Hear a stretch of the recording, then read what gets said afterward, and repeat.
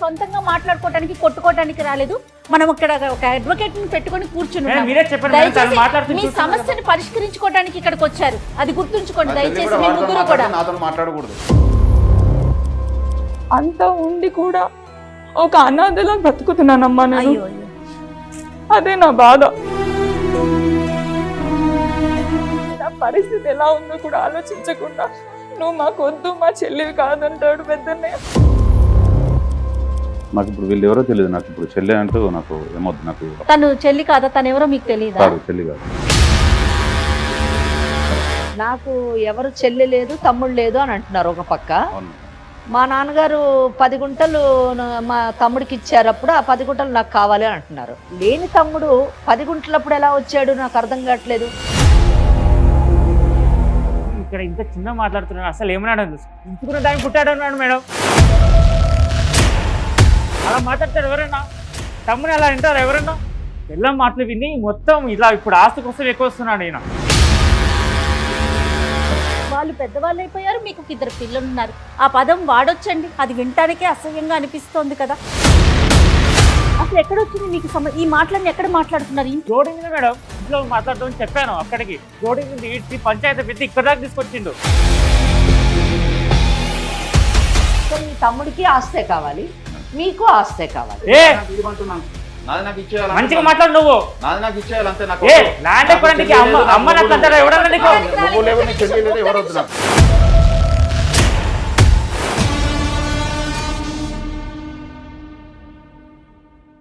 30 నిమిషాలలో నొప్పి లేకుండా వేడికోస్ స్వయం చికిత్స.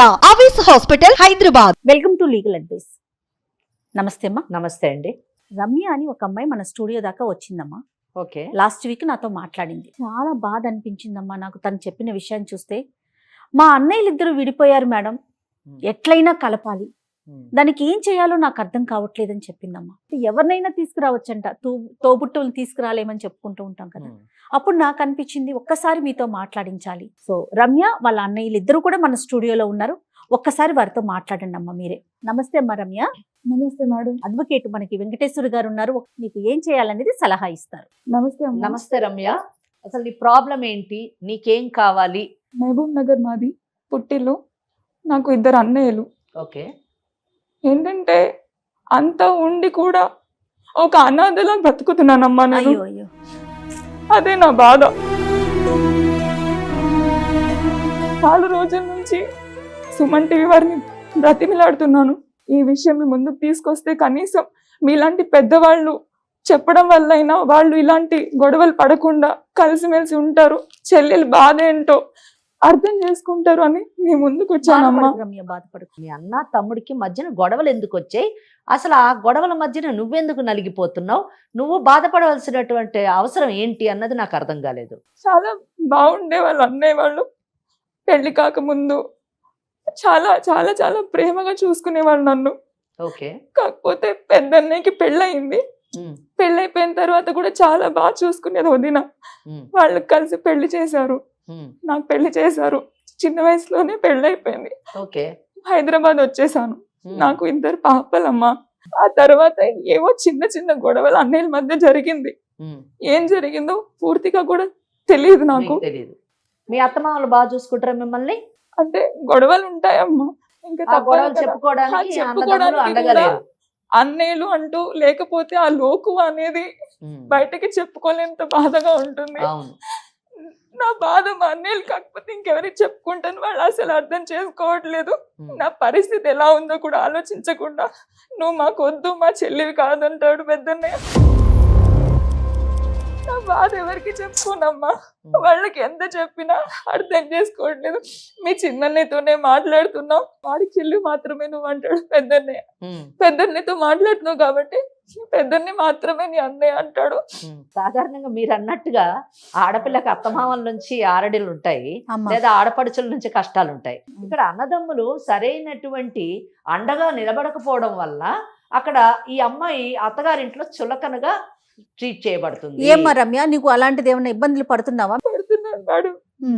ఆ విషయం అన్నయ్యకి చెప్దామన్నా కూడా అవకాశం కూడా నాకు ఇవ్వట్లేదు. ఏ అన్నయ్య నీతో ఎక్కువ క్లోజ్ గా ఇప్పుడు ప్రెసెంట్ క్లోజ్ గా ఉంటున్నారు? చిన్ననే కాంటాక్ట్ లోనే ఉన్నాడు మేడం. కాకపోతే చిన్నన్నయ్యతో మాట్లాడుతున్నానని పెద్దన్నయ్య మాట్లాడడం మానేశాడు.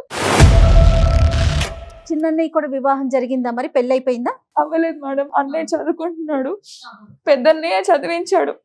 చాలా బాగా ఉండేవాళ్ళం, చాలా ప్రేమగా చూసుకునేవాళ్ళు. అమ్మా నాన్న ఏం చేస్తున్నారమ్మా? అమ్మ నాన్న ఇద్దరు లేరు.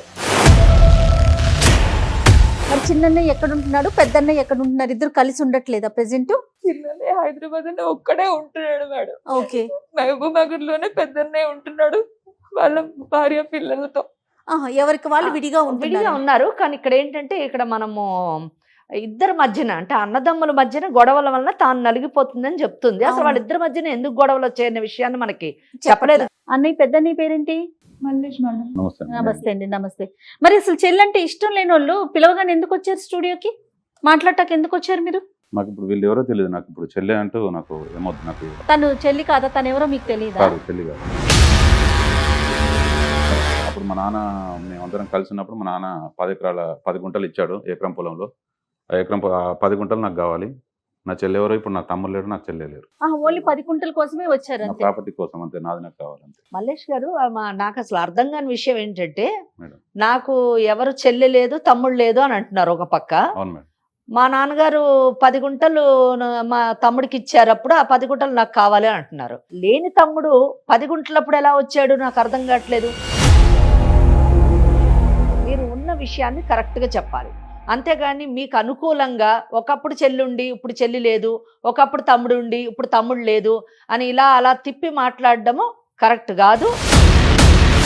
మీ చెల్లెల్ని మీ తమ్ముడిని ఇక్కడ కూర్చోబెట్టుకొని వాళ్ళు 10 గుంటలు ఇచ్చినప్పుడు చెల్లెలు తమ్ముడు ఇప్పుడు నా 10 గుంటలు నాకు తిరిగి ఇవ్వాలి, వాళ్ళు ఎవరో తెలియదు అంటే మాత్రము ఈ మాటలన్నీ కూడా వినడానికి మేము సిద్ధంగా లేము, విని కూడా నమ్మేటటువంటి పిచ్చివాళ్ళం కాదు. ఇదేం కరెక్ట్ కాదు మల్లేష్ గారు మీరు మాట్లాడేది. మీ తమ్ముడు కానప్పుడు 10 గుంటలు మీకు ఎందుకు ఇవ్వాలి నేను అడుగుతున్నాను. చెప్పండి, కరెక్ట్గా చెప్పండి. మా అమ్మగారు చిన్నప్పుడే చనిపోయారు. చనిపోయిన తర్వాత మా నాన్నగారు ఇంకో వివాహం చేసుకోవడం జరిగింది. మళ్ళీ రెండో పెళ్లి చేసుకున్నారు. ఓకే. చేసుకున్న తర్వాత మా పిన్నికి మా చెల్లి మా తమ్ముడు నాకు. ఓ వీళ్ళిద్దరు స్టెప్ మదర్ చిల్డ్రన్. ఓకే. అవునండి. ఆ తర్వాత మళ్ళీ మా నాన్నగారు ఉన్నప్పుడే ప్రాపర్టీ ఉన్న దాంట్లో 10 గుంటలు తనకి చేశాం. తర్వాత మా చెల్లికి కూడా పెళ్లి చేయడం జరిగింది. మీకు కూడా ఇచ్చారా ప్రాపర్టీ? ఉందండి, ఉన్న దాంట్లోనే 10 గుంటలు తనకి ఇచ్చాము. తనకి ఇచ్చారు, మీకు కూడా ఇచ్చారు. మా బాగున్నప్పుడు మా నాన్నగారు ఉన్నప్పుడే. తర్వాత మా నాన్నగారు చనిపోయారు.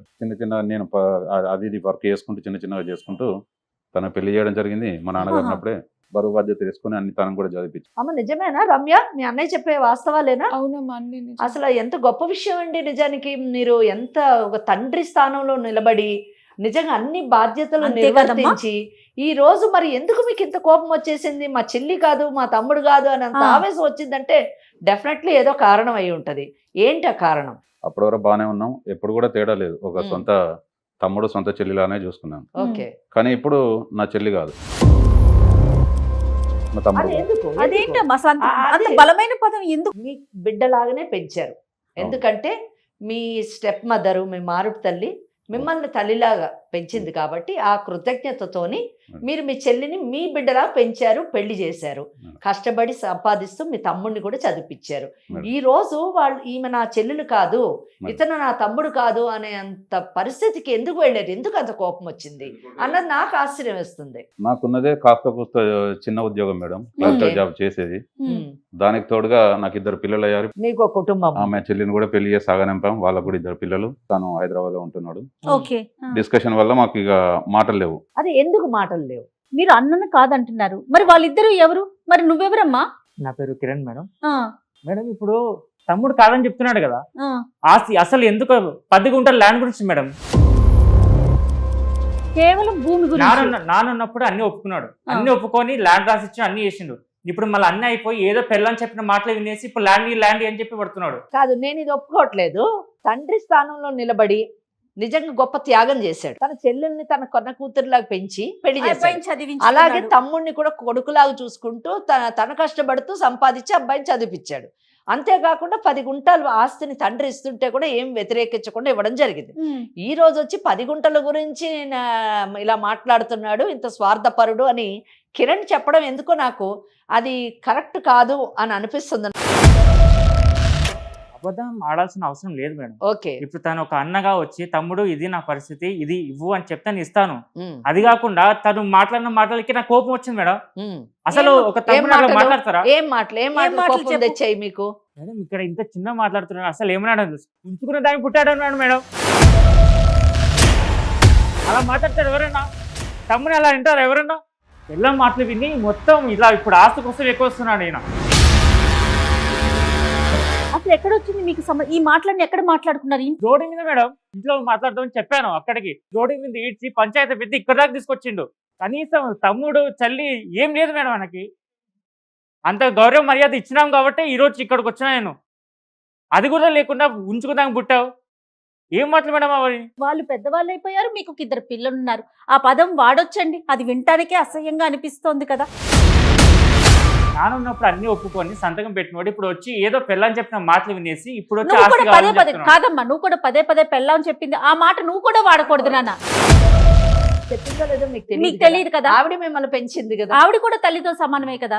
నువ్వు ఆ మాట అనకూడదు, మీరు అసలు ఆ పదాన్ని వాడకూడదు. అది వినటానికి చాలా అసహ్యంగా అనిపిస్తోంది. అంటే ఒక పెద్దరికం స్థానంలో ఉన్నారు, మీరు అనవలసిన మాటేనా అది? ఇప్పుడు బాగానే ఉన్నాం మేడం, ఇప్పుడు బాగాలేము. బాలేదు కాదు మేడం. పైగా నా సొంత తమ్ముడు కాదు కదా. పెళ్ళని చెప్పిన మాటలు వినేసి ఈ రోజు వచ్చేసి అరే నాకు ఇలాంటి కావాలి, నాకు సంబంధం లేదంటే ఎట్లా మేడం అవన్నీ? చూసారా, పిల్లని చెప్పిన మాటలు అంటున్నారు. మీరు మీరు ఉంచుకున్నామే బిడ్డలు అని ఆ మాట ఎందుకు ఉపయోగించారో ఒకసారి చెప్పండి నాకు. అది కరెక్ట్ కాదు కదా. ఎందుకంటే ఇక్కడ లీగల్ గా నేను ఒక లాయర్ గా నేను మాట్లాడాల్సి వస్తే వాళ్ళ తల్లి ఉంచుకున్నామే కాదు, మీ తల్లి మరణించిన తర్వాత వాళ్ళ తల్లిని మీ తండ్రి పెళ్లి చేసుకున్న తర్వాత ఆమె సాంప్రదాయంగా పెళ్లి అనేటటువంటి డెఫినేషన్ లోనే వస్తుంది. ఆమె భార్య స్థానంలో వచ్చింది. మీరు ఆ మాట అనడానికి లేదు.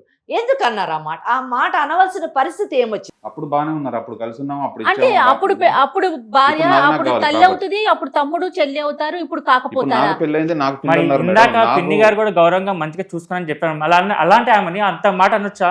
నా కుటుంబ పోషణకు నాకు ఉండాల్సిన బరువు బాధ్యతలు నాకున్నాయి. నాకు కరెక్టే, మీ ఇద్దరు బరువు పిల్లలు. బాధ్యతల అప్పుడు గురించి ఏం లేవు. మిమ్మల్ని పెంచిన తల్లిని అంత మాట అనకూడదు కదా, అది నేను అంటున్నాను. నాకు సొంత వాళ్ళు కాదు కదా, ఇప్పుడు నాకు లేరంటున్నాను. అప్పుడు ఇచ్చిన ప్రాపర్టీ నాది నాకు కావాలి. అప్పుడు ఆ మాట వల్లనే ఈ తగాదా వచ్చింది, మీ మధ్యన ఈ డిఫరెన్సెస్, ఈ గ్యాప్ వచ్చింది. ఆ మాట మీరు ఎందుకు అన్నారు? ఒకవేళ మీరు తప్పుగా ఆవేశంలో అని ఉంటే కానీ అది వెనక్కి తీసుకోవాల్సినటువంటి పరిస్థితి కిరణ్, మీదే. ఇది ఒక్కటేనా? మేడం ఇప్పుడు తమ్ముడిని అడిగే పద్ధతి ఉంటుంది, ఆ పద్ధతి కాకుండా ఉంచుకుందాం పుట్టావు, పెళ్ళని చెప్పిన మాట నేనంటే దానికి రివర్స్ తిరిగి మళ్ళీ చెల్లిని దూరం పెట్టడం, చెల్లిని మాట్లాడడం, ఇవన్నీ కరెక్టా మేడం? తప్పు. 30 నిమిషాలలో నొప్పి లేకుండా వేడికోస్ వెయిన్ చికిత్స అవేస్ హాస్పిటల్ హైదరాబాద్. చిన్న విషయాన్ని రోడ్డుకి ఇచ్చి పంచాయతీ పెట్టి ఇక్కడ దాకా తీసుకొచ్చిండు. ఇదేమైనా మంచిదా మేడం? అవును, ఉంచుకునే దానికే పుట్టిన చూడమని మళ్ళీ ఉంచుకునే దానికే పుట్టింది కదా. అప్పుడు నాకు లేదు కాబట్టి ఏ? నాకు ఇవ్వమంటున్నాను. నాది నాకు ఇచ్చేయాలి, మంచిగా మాట్లాడు నువ్వు. నాది నాకు ఇచ్చేయాలి అంతే. నాకు ఏ ల్యాండ్ ఎక్కడానికి అమ్మ నట్లంటారా ఎవడన్నా నీకు? నువ్వు లేవు, నీ చెల్లి లేదు, ఎవరు వద్దున్నారు? సొంతంగా మాట్లాడుకోవటానికి కొట్టుకోవటానికి రాలేదు. మనం ఇక్కడ ఒక అడ్వకేట్ ని పెట్టుకొని కూర్చుని మేడం ఉన్నాము. మీరే చెప్పండి మేడం, తను దయచేసి మాట్లాడుతూ మీ చూస్తున్నాను కదా. సమస్యని పరిష్కరించుకోవడానికి ఇక్కడికి వచ్చారు, అది గుర్తుంచుకోండి. నా చెల్లి దయచేసి కూడా మీ వాడితో ముగ్గురు కూడా. మాట్లాడితే నాతో మాట్లాడకూడదు. అసలు ఏం మాట్లాడుతున్నారండి మీరు? మాట్లాడేది వింటుంటే మాకే కోపం వస్తా ఉంది. అవును, ఏంటి అసలు మల్లేష్, నాతో అసలు మాట్లాడదలుచుకుంటే వాడితో మాట్లాడకూడదు, కట్ చేయాలి. ఇది ఎక్కడ న్యాయం?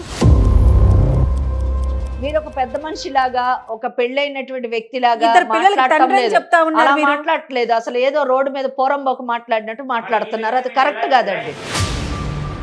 మీకు ఆయన వల్ల ఏం ప్రాబ్లం ఉందో చెప్తే మేము అతన్ని మాట్లాడవచ్చు, అంతేగాని మీరు అనవసరంగా లేని మాటలు కేవలం మాకు కూడా అనిపిస్తుంది. ఈరోజు మీరు చెప్పిన దాన్ని బట్టి చూస్తే, మీరు మాట్లాడే విధానం చూస్తే ఆస్తి గురించే కేవలం మీరు మాట్లాడుతున్నట్టుగా నాకు అనిపిస్తా ఉంది. అనిపిస్తుంది. ఇందాక అమ్మ అది కరెక్ట్ కాదు. అది కాదమ్మా, ఇందాక మీరు అన్నారు ఇది కారణం కాదేమో అనుకున్నారు, Yes. కానీ ఆయనతో మాట్లాడుతుంటే అదే అనిపిస్తుంది కదా. అనిపిస్తుంది. నువ్వేం అసలు చెప్తావమ్మా రమ్య?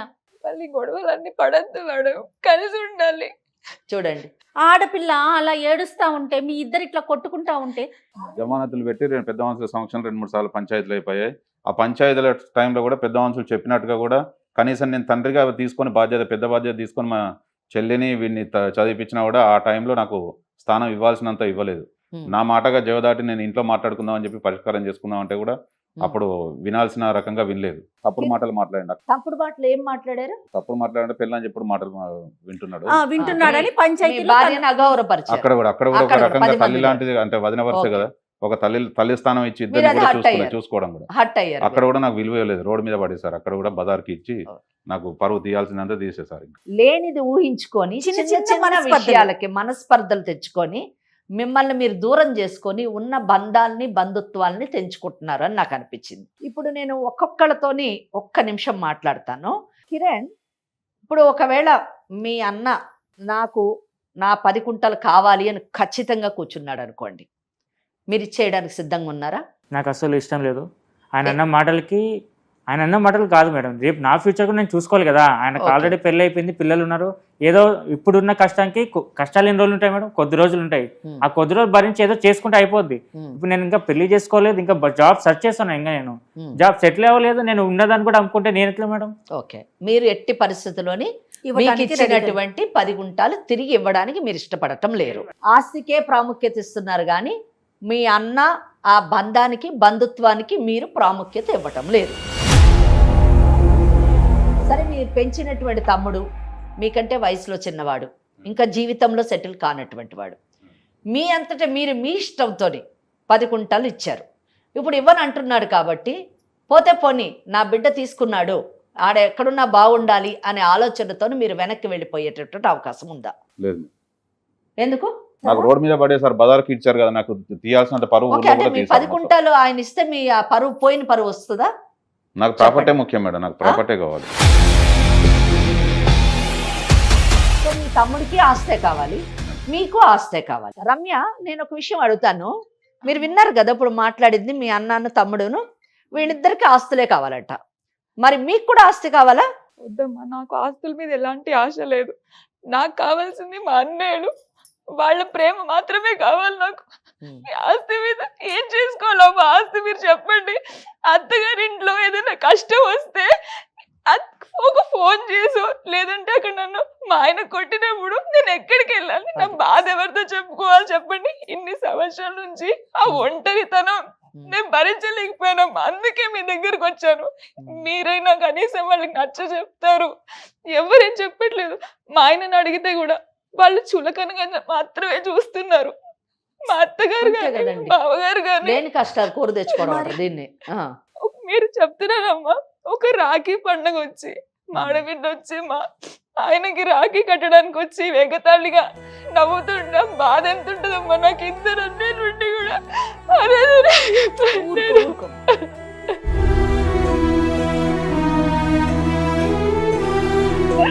ఎన్నిసార్లు ఫోన్ చేసి కూడా అన్నయ్యతోనే మాట్లాడుకోపో అంటారు. నాకు ఇద్దరు ఆడవాళ్ళకి ఎన్ని రకాల కష్టాలు ఉంటాయి, ఆ కష్టాలు ఎలా పుట్టుకొస్తాయి అన్నది ఈ కేసు బట్టి అర్థమవుతుంది. వాళ్ళకి చెవులు కుట్టించడానికి తీసుకెళ్తే మేనమామే కుట్టాలి కానీ వాళ్ళకి లేదమ్మా. మల్లేష్, నా చెల్లెలు కిరణ్తో మాట్లాడుతుంది కనుక నేను మాట్లాడను, నాకు వాళ్ళు లేనట్టే, నాకు ఆస్తే కావాలని అన్నావు కదా. నాకు తెలియదు ఆమె బాధను నువ్వు ఎంత అర్థం చేసుకున్నావో. ఆ మాటలు ఆ బాధ వింటుంటే హృదయం ద్రవిస్తుంది, కళ్ళల్లో నీళ్లు తిరుగుతున్నాయి. చూసావా నీ చెల్లెలు ఎంత బాధపడుతుంది, అక్కడ అత్తగారింట్లో ఎన్ని అవమానాలకు లోనవుతుంది. నువ్వు నీ తమ్ముడు కలిసి ఆ అమ్మాయి జీవితాన్ని నరకం చేస్తున్నారు. అత్తింట్లోని సుఖంగా ఉండాల్సిన అమ్మాయి యొక్క జీవితాన్ని అవమానాలు పాలు చేస్తున్నారు. ఇది మీకు ఎంత మటుకు సమంజసం చెప్పండి? ఇప్పుడైనా అసలు నిజంగా రేపు మీ బిడ్డలకి, రేపు మీకున్నటువంటి బిడ్డలు లేదా రేపు అబ్బాయికి పెళ్ళి పిల్లలు పుడితే ఆ పిల్లలు ఇదే స్థానంలో కూర్చుంటే మీరు తండ్రులుగా భరించగలరా? చెప్పండి, ఆలోచించండి. కిరణ్, హాస్పిటల్ ఉన్నానమ్మా. నేను సిజరీన్ అయినప్పుడు పాప పుట్టినప్పుడు చాలా హెల్త్ పాడైపోయింది. మీ అత్తగారు ఎలా చూస్తారో తెలుసు కదమ్మా. ఎవరు పట్టించుకునే వాళ్ళు కాదు. వదిన అమ్మ కదమ్మా, వదిన వచ్చి చూసుకోవాలి నన్ను అమ్మలాగా. ఆ టైంలో అమ్మలేని ఆ బాధ ఎవరికి చెప్పుకోదమ్మా నేను.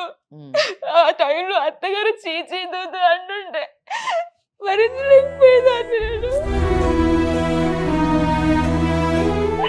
ఎన్నిసార్లు ఫోన్ చేసినా పట్టించుకునే వాళ్ళు కాదు. నువ్వు చదువుకుంటున్నావు కదా కిరణ్, నువ్వేమంటావు చెప్పు చూడు. నీ చెల్లెలే కదా, నీ సొంత చెల్లెలు ఇంత బాధపడుతుంది. 10 గుంటాలు అన్నకి ఇవ్వడానికి నువ్వు సిద్ధంగా లేవు. చెల్లెలు జీవితం ఎటన్నా పోని. అండ్ మల్లేష్, మీరు బిడ్డలా పెంచారు, పెళ్లి చేశారు, చేసినటువంటి బిడ్డ మీ ముందు కూర్చొని ఏడుస్తుంది, మీకు కూడా ఒక ఆడ కూతురు ఉంది, ఆ కూతురు ఇలా కూర్చొని ఏడుస్తే ఆమె పరిస్థితి ఏంటి నాకు కూడా చెప్పండి. ఒకప్పుడు చెల్లి అంటే ఆడబిడ్డ అంటే నాకు కూడా మరి ఈ- కానీ మరి ఇష్టమే ఇప్పుడు 10 ఉండదు గుంటలు ఎక్కువైంది కదా చెల్లెల కంటే. మేడం. నాకు వాడితో మాట్లాడుతుందని చెప్పి నేను అంత అవును, ఎందుకు మాట్లాడుతుంది, తెగతెంపులు చేసుకున్నాను మేడం. ఎందుకు మాట్లాడకుండా. మాట్లాడుతుంది? తమ్ముడు ఒకటి, 2 ఆ బాధల తన పడే కష్టాలు తన మనసు ఎవరితో పంచుకోవాలి మీరు మాట్లాడినప్పుడు ఇంకెవరితో మాట్లాడుతుందండి? చెప్పండి. అమ్మ ఇట్లా కాదమ్మా, నేను- ఒకవేళ కోర్టుకి వెళ్తారు అనుకుందాం, Yes. అసలు అప్పుడు ఎలా ఉంటుంది ఏంటి అనేది ఒక్కసారి చెప్పండి అమ్మ, అప్పుడైనా వీళ్ళకి అర్థమవుతుందేమో అనిపిస్తోంది. కీలెంచి వాత పెట్టాలని ఒక సామెత ఉంది అవును కదా, అవును. ఇలాంటి వాళ్ళకి ఆ. అంటే ఇట్లాంటి మూర్ఖులకి అని చెప్పాలి, నిజం చెప్పాలి, ఇది మూర్ఖత్వమే. ఇప్పుడు నేను మాట్లాడిన తర్వాత మీ అన్నదమ్ములు ఇద్దరు మనసులు మార్చుకొని మనం జీవితాంతం బ్రతికున్నంత కాలం మనం ముగ్గురు కలిసి ఉంటామని ఒక నిర్ణయానికి వచ్చి వెళ్ళారా, సరే సరే. లేని పక్షంలో మీ జీవితం ఏమవుతుందో చెప్తాను నేను. ఇప్పుడు గొడవంతా కూడా ఆస్తి గురించి వచ్చింది. ఇండియన్ సక్సెషన్ యాక్ట్ అనే ఒక చట్టాన్ని అమెండ్మెంట్ చేశారు, మార్పు తీసుకొచ్చారు. ఆ మార్పు ప్రకారం ఏంటంటే తల్లిదండ్రులకి ఉన్నటువంటి ఆస్తిని బిడ్డలకి పంపకం చేసేటప్పుడు ఆ పంపకంలోని మగపిల్లలకి ఎంత హక్కు ఉంటుందో ఆడపిల్లలకు కూడా అంతే హక్కు ఉంటుంది అనేటటువంటి సవరణ చేయడం జరిగింది. అంటే దీని ప్రకారం ఏంటంటే మీరు కొట్లాడుకునేటటువంటి ఈ 10 కుంటల ఆస్తిలోని ఆమెకు కూడా భాగం ఉంది అన్న సంగతి మర్చిపోకుండా ఒళ్ళు దగ్గర పెట్టుకొని ఎవరికి ఉన్నటువంటి ఆస్తిని, ఇప్పుడు ఉన్నటువంటి ఆస్తిని కాపాడుకోవాలంటే మీరు మీ యొక్క గొడవల్ని పక్కకు పెట్టి ముగ్గురు మంచిగా కలిసి ఉండడానికి ప్రయత్నించాలి. అది ఫస్ట్ థింగ్. ఆస్తి పోగొట్టుకోవద్దు అంటే, లేకపోతే మీకు ఇచ్చినటువంటి ఆస్తిలోని పంపకం జరుగుతుంది, మీకు ఇచ్చినటువంటి ఆస్తిలోని పంపకమై 3 భాగాలుగా వెళ్ళినప్పుడు మీ ఇద్దరికి ఉన్న ఆస్తులు కట్ అవుతాయి. సెకండ్ థింగ్, బాధ్యతలు పెరుగుతాయి. ఏ విధంగా బాధ్యతలు పెరుగుతాయి అంటే, మొదటిదేమో మీరు గొడవలు పెట్టుకుంటుంటే మీ చెల్లెలింట్లో కూడా నిప్పు రాచుకుంటుంది. రాజుకొని ఆమె అత్తగారింట్లోని గొడవలకి కష్టాలకి తట్టుకోలేక విడిపోవాల్సినటువంటి పరిస్థితి వచ్చి ఆమె ఇద్దరు పిల్లలు కలిసి మీ ఇద్దరింటి మీద పడతారు. అప్పుడు మీరు ఆమె బాధ్యతని చచ్చినట్టు నిర్వర్తించాలి. ముగ్గురిని పోషించాల్సినటువంటి బాధ్యత మీ ఇద్దరి మీద పడుతుంది. వీళ్ళు అంత పరువు గురించి మాట్లాడుతున్నారు కదా, మరి పరువు గురించి మాట్లాడారు, పంచాయతీలోకి వెళ్ళారు కాబట్టి నా పరువు పోయిందన్నారు. మరి అంత పరువు గురించి మాట్లాడేవాళ్ళు రేపు చెల్లెలు మొగుడిని వదిలేసి ఇంటికి వస్తే రోడ్డు మీద వదిలేస్తారా? సొసైటీ వాళ్ళని చీకొట్టదా? మరి అటువంటి పరిస్థితుల్లో ఆమె బాధ్యత తీసుకోవాలి. ఆమె బాధ్యత తీసుకుంటే నీ చెల్లెలు వచ్చి మన ఇంటి మీద పడ్డది, ఇంక ఈమెని నువ్వే చూసుకుంటూ ఉండి నేను మా పుట్టింటికి వెళ్ళిపోతానని ఆయన పెళ్ళం వెళ్ళిపోతుంది. ఈయనకేమో ఇటువంటి కుటుంబంలో పిల్లలు మేము ఇవ్వమని ఈయనకి ఈ జన్మలో పెళ్లి కాదు. ఇక మీరే ఆలోచించు, ఇది జరిగేటటువంటి పరిస్థితి. సో ఇటువంటి పరిస్థితుల్లోని మీరు కాంప్రమైజ్ అయ్యి ఎందుకు వచ్చిన గొడవలు అని చెప్పేసి ఎవరు ఏ స్థానంలో ఇప్పుడు ఉన్నారో ఆ స్థానంలోనే ఆ ఆస్తులను ఎంజాయ్ చేస్తూ మీ ఫ్యామిలీస్తో మంచిగా ఉండి మీ చెల్లెల్ని బాగా చూసుకొని మీ చెల్లెల అత్తగారు వాళ్ళకి మా చెల్లెలకి మేము ఉన్నాము, కష్టమైన నష్టమైన ఆమెకు పుట్టిల్లుంది, పుట్టింట్లోని అన్నదమ్ములు ఉన్నాము అనేటటువంటి భరోసా ఇచ్చారా? సరే సరే. లేని పక్షంలో మీకున్న కుటుంబాలు పాడైతాయి, మీకున్న ఆస్తి కూడా ముక్కలయ్యేటటువంటి అవకాశం ఉంది. రమ్య, విన్నావుగా మేడం ఏం చెప్పారని? సో దీని పర్యవసానం ఈ విధంగా ఉంటుంది. మీ ఇద్దరు అన్నయ్యలు విన్నారు, నువ్వు విన్నావు, నీ అభిప్రాయం చెప్పు. నాకు మా అన్నయ్యలే కావాలి మేడం. వాళ్ళ మీద కేసు పెట్టాలని కూడా నాకు ఎప్పుడు అలాంటి ఆలోచన కళలో కూడా రాదు. కేవలం వాళ్ళతో ప్రేమగా ఉండాలి. స్వచ్ఛమైన ప్రేమ కనిపిస్తుంది కదమ్మా. కిరణ్, అలా అయితే వెళ్ళండి, కోర్టుకు వెళ్ళండి. మీ చెల్లెలకు మీరు కావాలంటున్నారు, మీరేమో వద్దంటున్నారు కాబట్టి మీకు ఒక ఆస్తే కావాలంటే కోర్టుకు వెళ్ళండి. ఆమె తరఫున నేను వాదిస్తాను.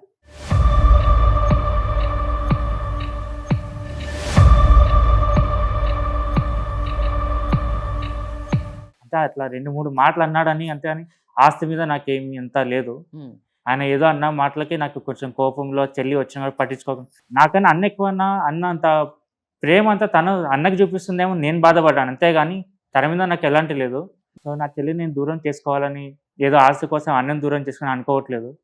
అన్నకి ఇచ్చేస్తాను కావాలంటే, అందులో నా కష్టంతో నేను పైకి వస్తాను. Very good, very good. ఎందుకంటే నీ చెల్లెల బాధను అర్థం చేసుకోవడం ఒక ఎత్తు అయితే భవిష్యత్తు భయానకంగా చేసుకోకపోవడం ఇంకొక. మంచి నిర్ణయం అమ్మా, చాలా మంచి మల్లేష్ గారు. వాళ్ళిద్దరు కలిసి ఉన్నాక నాది కూడా నేను ఒక్కరిని కూడా ఎందుకు బ్లేమ్ అవ్వాలని నాకు కూడా ఆలోచన ఉంది మేడం. ఉమ్. తల్లి లాంటి వదిలేని ఒక మాట అన్నాడని చెప్పి ఓ. నన్ను కూడా పరువు తీసినట్టు మాట్లాడండి కాబట్టి అక్కడ నేను కొంచెం మనస్తాపం అయిపోయాను.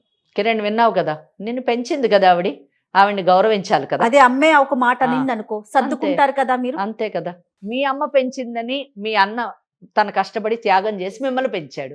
మిమ్మల్ని పెంచినటువంటి వదిన్ని మీరు గౌరవించాలి తల్లిలాగా. మరి ఆస్తి విషయం ఏం చేద్దాం మల్లేష్ గారు? వాళ్ళిద్దరు నాతో కలిసి ఉంటే నాకు అంత ఓ, అదే పెద్ద ఆస్తి. వెరీ గుడ్, వెరీ చాలా సంతోషించాలి. చాలా, చిన్న చాలా. చిన్న గొడవలమ్మ, చిన్న, మనస్పర్ధలు అంతే. అంతే. మన దగ్గరికి రమ్య వచ్చినప్పుడు మరి అన్నయ్యలు ఇద్దరు వస్తారమ్మా, అసలు నువ్వు మాట్లాడుతున్నావా అంటే లేదు మేడం నేను మాట్లాడట్లేదండి. అప్పుడు అనిపించింది నాకు, మీ సమక్షంలో కూర్చోబెట్టి మాట్లాడి దాని పర్యవసానం ఏ విధంగా ఉంటుందనేది తెలిస్తే వాళ్ళకి అవును, కొంత ఆలోచన శైలిలో మార్పు వస్తుంది అనేసి అవును. చాలా సంతోషం అనిపిస్తుంది అమ్మ. ఈ రోజు చాలా, ఒక నాకు మంచి కూడా చాలా విషయం మనం సంతోషం. మాట్లాడాము, దానికి ఒక పరిష్కారాన్ని మీరు చూపించారు. అవును. ఏమంటావు రమ్య? చాలా చాలా ఆనందంగా ఉంది ఇప్పుడు. నేను మనసులో ఉన్న ఇంకేడవకు బరువంతా- తల్లి, వచ్చిన కానించి ఏడుస్తూనే బరువంతా ఉన్నావు. తీరిపోయింది. చాలా చాలా ధన్యవాదాలు అమ్మ. మరుగున పడుతున్న ఆప్యాయతల్ని కాపాడేటటువంటి అవకాశం చాలా అరుదుగా లభిస్తుంది. అవునమ్మా, ఆప్యాయతల్ని కాపాడేటటువంటి కేసులు చాలా తక్కువ వస్తాయి. అవునమ్మా. ఈ ప్లాట్ఫామ్ మీద ఇటువంటి కేసు రావడము, సెటిల్ చేయడము నిజంగా చాలా నాకు కూడా ఒక తృప్తినిచ్చింది అని చెప్పొచ్చు. రైట్ అమ్మా, థ్యాంక్ యూ సో మచ్ అమ్మా. ఎప్పుడు కూడా బంధాలని బంధుత్వాలని పోగొట్టుకోకండి. ఆస్తులు ఏమున్నాయి సంపాదించుకోవచ్చు, కానీ బంధాలను సంపాదించుకోవడం చాలా కష్టం. ఓకేనండి, రైట్, నమస్తే. 30 నిమిషాలలో నొప్పి లేకుండా వేడికోస్ వెయిన్ చికిత్స. అవేస్ హాస్పిటల్, హైదరాబాద్.